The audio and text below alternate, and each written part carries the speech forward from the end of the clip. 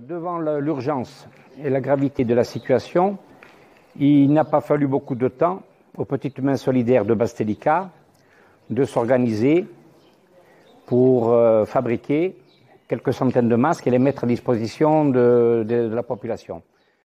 Alors, les personnes qui composent cet atelier sont des jeunes dames de Bastelica qui se sont concertées, qui n'ont même pas eu à réfléchir, qui dans un seul élan ont décidé de se mettre à disposition d'être mains solidaires et de la population.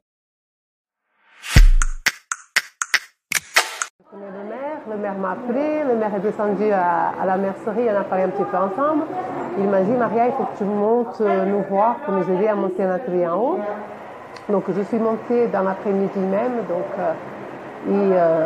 quand je suis venue, donc l'atelier était déjà en route, c'était déjà créé, donc j'ai juste aidé à voir comment on pouvait fabriquer le masque.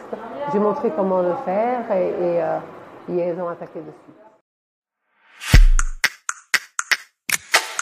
Alors en termes de personnes, nous sommes 7, on travaille à la chaîne.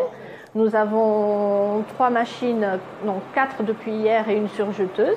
Donc le travail se fait à la chaîne, on arrive à sortir entre minimum 80 et, puisque là nous avons pris un peu plus l'habitude, le rythme, plus de 100 masques l'après-midi en 3 heures. Nous sommes là tous les après-midi.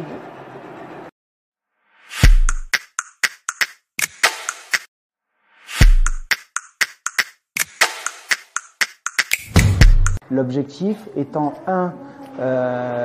j'apprends à être autonome dans la fabrication, autonomie donc sur la fabrication des masques grâce à des tutos qui sont mis en place sur le groupe initial.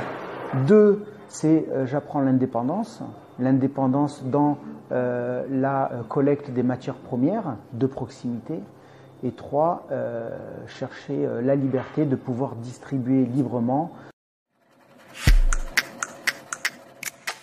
Demander à un acteur communal, si possible le maire, de mettre à disposition un point de collecte.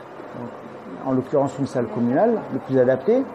Deuxièmement, de lancer un appel à la commune, donc soit par les mails, soit par téléphone, suivant la quantité des habitants, ou alors lancer un appel sur le Facebook de la page de la commune en précisant qu'il y a un lieu de collecte. Ensuite, faire le recensement des personnes qui ont une machine à coudre, non pas qui savent coudre, mais qui ont déjà une machine à coudre, donc qui sont invités à les amener, donc toujours pareil au point de collecte, de référencer les personnes qui souhaiteraient coudre, les personnes qui souhaiteraient couper des patrons, ou du trapilo ou toute autre chose, et ensuite à partir de ce moment-là, nous, on vous invite à venir visiter un atelier, une chaîne, on va dire, de production, pour pouvoir reproduire la même dans le village.